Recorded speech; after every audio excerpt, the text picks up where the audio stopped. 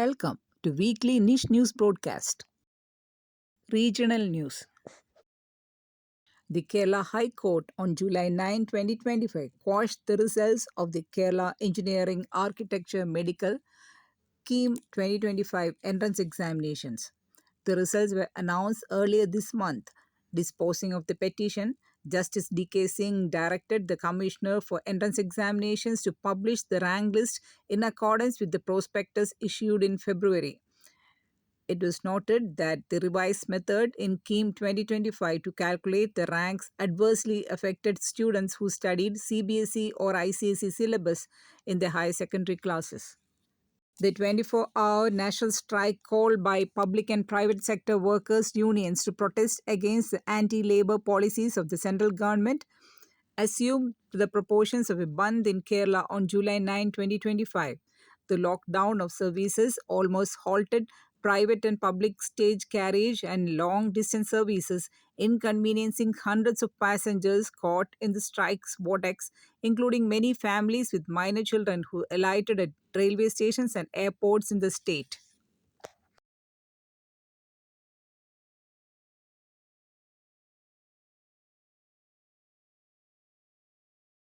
Digital University of Kerala (DUK) Vice Chancellor in charge Cesar Thomas has written to Governor Rajendra Vishwanath Arlekar, raising concerns of misuse of government funds, unauthorized private ventures by faculty, and irregularities in high-profile projects, particularly the flagship Graphene Aurora program. The 94.85 crore project is jointly funded by the Ministry of Electronics and Information Technology and the state government.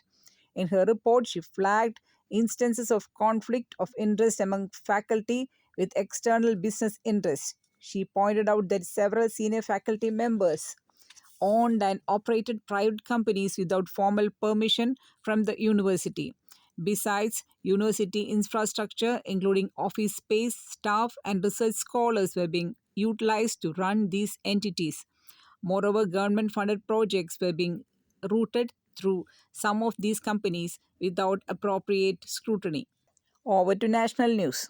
Many of you can become future astronauts, even walk on the moon, Shubhamshu Shukla told a bunch of excited school students during an interaction through amateur radio from the International Space Station on July 8, 2025. Group Captain Shukla was interacting with students of 7 schools from Meghalaya and Assam who gathered at the Northeast Space Application Center in Shillong for the rare opportunity to talk to an astronaut in orbit. Under SpaceX program, Falcon 9's launch of Axiom SpaceX 4 mission in Florida carried Indian astronaut Captain Shubhamshu Shukla to the International Space Station on June 25. The European Space Agency has suggested that the Axiom 4 mission crew, comprising Mission Commander Peggy Whitson, Mission Pilot Group Captain Shubhamshu Shukla, and Mission Specialist Slavos Wyszynski, and Tibor Kapu will not return to Earth before July 14. 12 people were killed and 9 injured after a section of the Gambhira Bridge in Gujarat's Vadodara district collapsed early on July 9th, sending multiple vehicles crashing into the Mahisagar River below. The victims included 2 siblings, according to the officials. The incident occurred when a 10 to 15 meter long slab of the 40-year-old bridge, a key connector between central Gujarat and Saurashtra region, suddenly gave way near Padra town.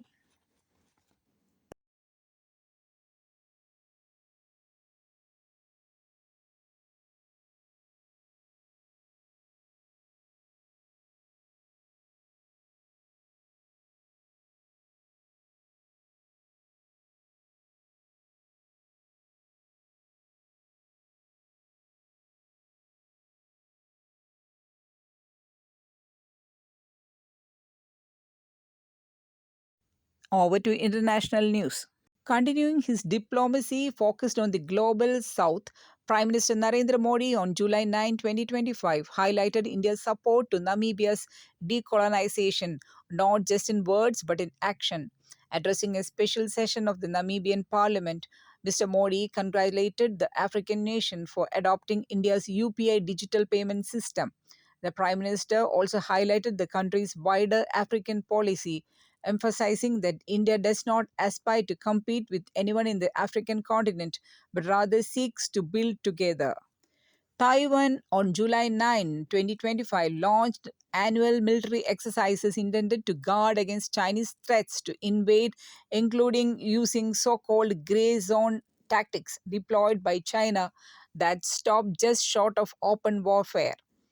This year's 10-day live fire hand guang drills are the longest yet and follow the delivery of a range of new weaponry from tanks to unmanned waterborne drones. The drills in Taiwan come as regional tensions and harassment by China and its People's Liberation Army are increasing.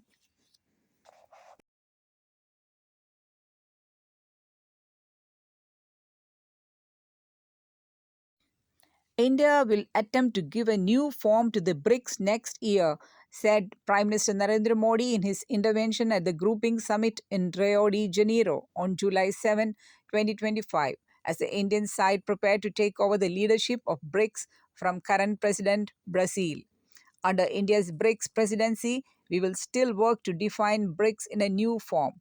BRICS will mean building resilience and innovation for cooperation and sustainability, said Mr. Modi, speaking at the session on environment, COP30, and global health. With this news, we come to the end of the weekly Niche News broadcast. We are Meenu Murlinathan and Meera Murlinathan, ISL volunteers at NISH, signing the news for you along with Ms. Sylvie Maximena, NISH faculty. See you again next week. Thank you.